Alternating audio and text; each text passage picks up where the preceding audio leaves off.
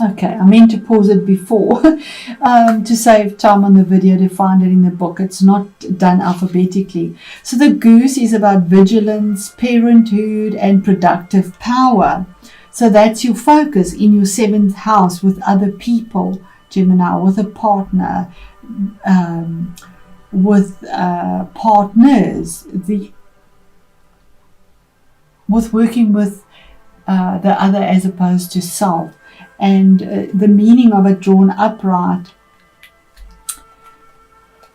is that this card may indicate that you are ready to take on the responsibilities of raising a family or of committing yourself to a long-term partnership. Goose brings creative and productive power and allows you to open to this power. Securing the knowledge that your relationship, family, or working partnership will provide a stable environment to act as a crucible for your creativity. The goose, with its strong attachment to its family and the ability to fly extraordinarily high from one continent to another, shows us that it is possible to be both grounded and spiritual in our daily lives.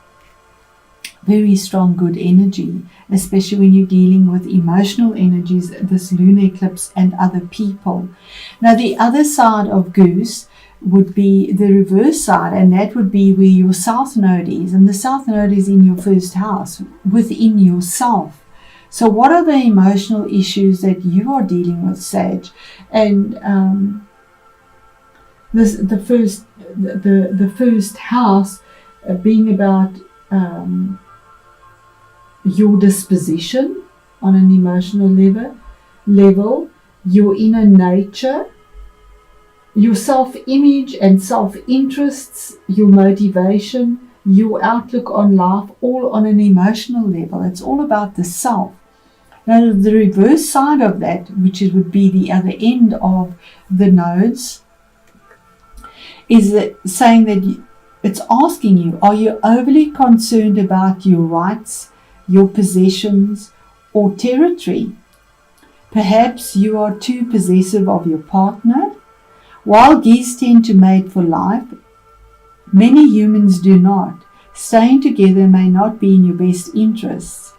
If the relationship is meant to last, it will thrive on mutual respect and freedom, not jealousy and possessiveness. Now, this can be any relationship. The ancient Celts kept geese for their eggs rather than their flesh. They knew it was best to keep the goose alive and productive. The lesson for us is that if we want to ensure our productive power, our capacity for creativity, we must look after ourselves. To make sure the goose keeps laying the golden eggs, we must keep the goose alive, well fed, well rested, and well exercised. So that is yourself. You need to keep yourself well fed, well rested, and well exercised. You need to look after yourself as well. You are the goose that's laying the golden egg. It is your 1st house where your south node is as well. So with that said, we're going to go straight into your reading. So we start off here with the High Priestess, something about a choice, using your intuition, trusting your gut feeling about something that you know was hidden. But you have the wisdom of the stars. She has the wisdom of the stars in her head, even though there's a mask there. And just going with the flow. She just seems to be flowing, going with the flow, with whatever time brings through. We don't see the curtain of anything being hidden anymore. So whatever it is, there's clarity here. This outfit she's wearing is see-through. There's clarity. You know, the universe brings this clarity through. We have the High Priestess, which deals with the moon and intuition, and here we have the sun. So the sun in Sagittarius, the south node in Sag, and here's Jupiter and Saturn. Jupiter and Saturn are together at the moment, making the changes that are there. But here we have the sun card number 19, which is a new beginning. It's a 10, 1 plus 9 is 10. Something you've done alone, individually, worked hard on. There's positivity with the sun. It brings in growth. It brings durability. Jupiter and Saturn is something that endures. It takes time. And Jupiter brings the optimism and the growth and the expansion. But here's alignment with the sun now. Finally, the planets will be aligned in the right position to bring about something positive growth. And you had the gut feeling to work with this. And for you, this eclipse in the 7th house, possibly with partners, work partners, home partners, individual partners, any relationship with the other person. And here we have the next card, which is another major arcana about, again, a 7, a sacred choice, some decision that was made to finally combine the two stuck energies that were so opposing, gold and silver, black and white, male and female. These are statues here. These sphinxes are solid, but you get them to somehow move this chariot forward from wherever it is, even though they are by perseverance and diligence, and there's success there, moving forward.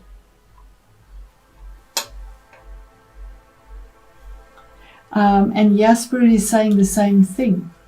There could be travel as well that comes about. The 6 of Swords is moving forward with the lessons that you've learned, with the conflict you've dealt with. On your own power, she's moving this boat forward in her truth and understanding and being emotionally happy. There's travel here as well. The chariot and the boat signify travel as well. There's a possibility of travel, although with situations the way they are now, it doesn't seem inevitable, but there's movement forward here. 6 is also a karmic number, something that's been there in the past, moving forward towards a new future. You could be dealing with a Cancerian possibly, or somebody that exhibits those energies. It's also somehow saying don't cling to something that you might feel is necessary or brings value, because there's some form of positivity and clarity, but you have the gut instinct to know that.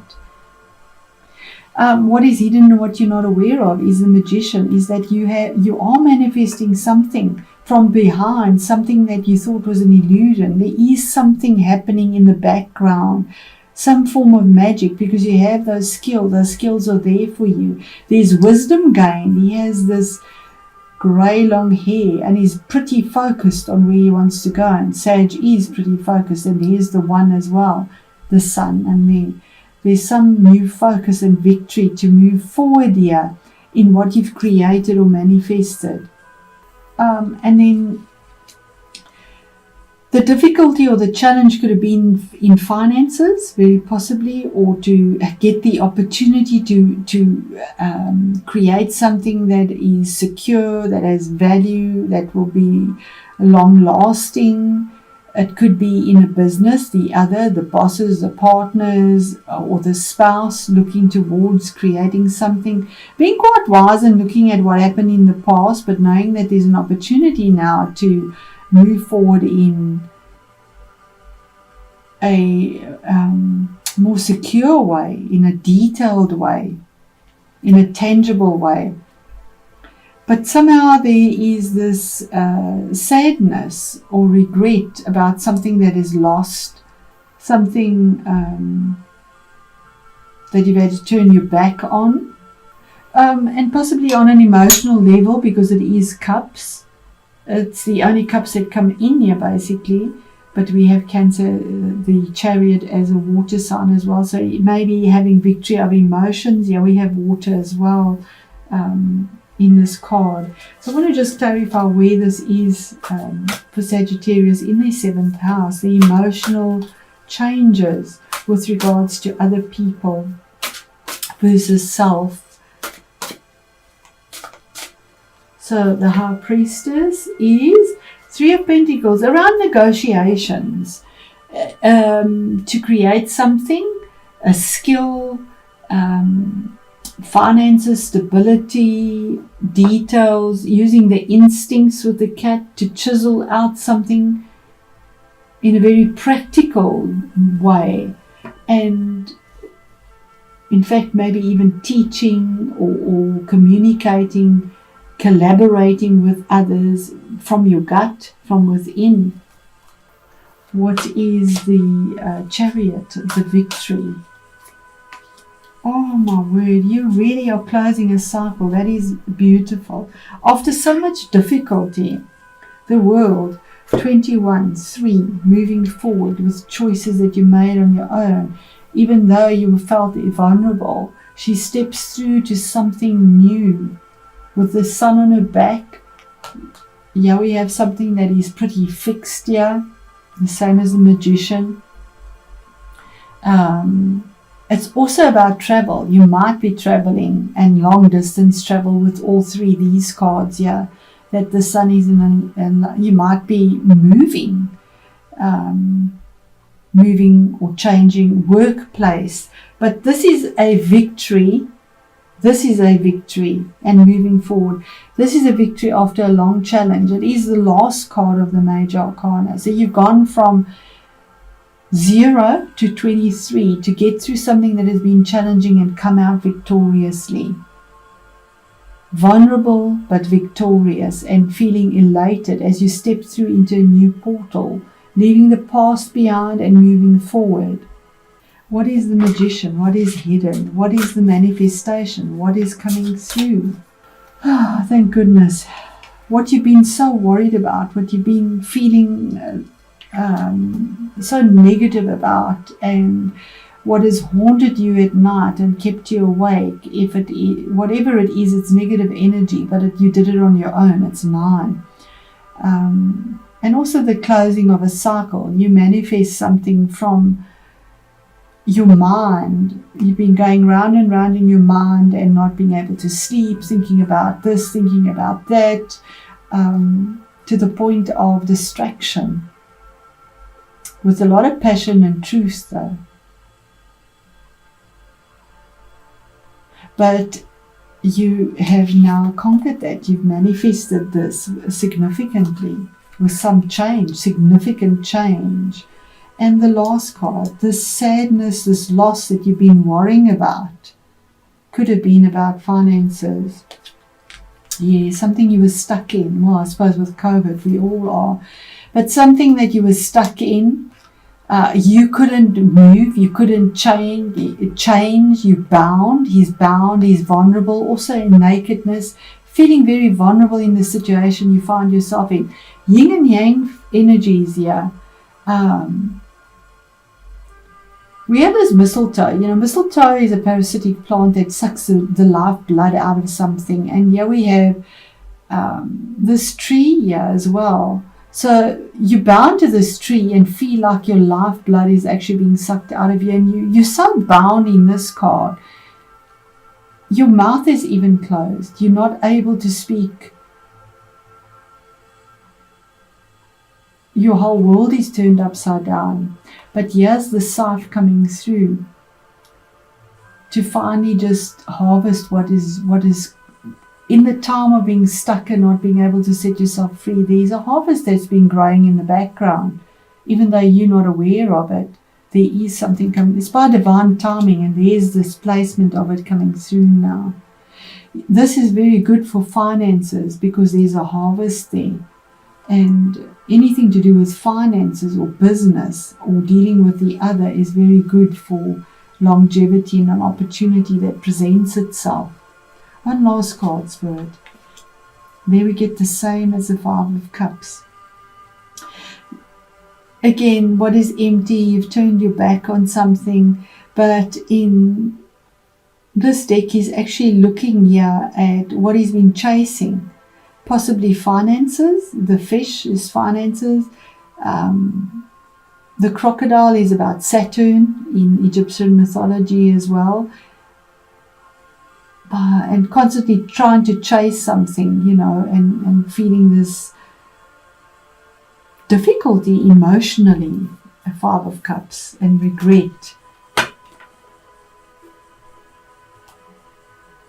Okay, I'm going to leave it at that, but it is a lunar eclipse as well. But the lunar eclipses bring changes in an emotional level, and 5 is change, cups is emotions.